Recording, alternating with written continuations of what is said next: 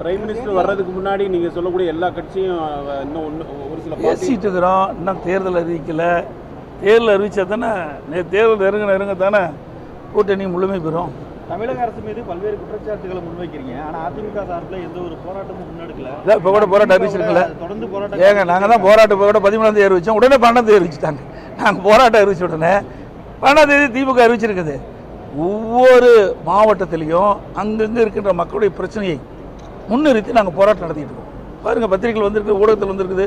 ஒரு மாநகராட்சி, நகராட்சி, பொதுமக்களுடைய கருத்துக்கள் பிரச்சனை ஏற்பட்டால் அது குறித்தான் நாங்கள் போராட்டம் நடத்துவோம்.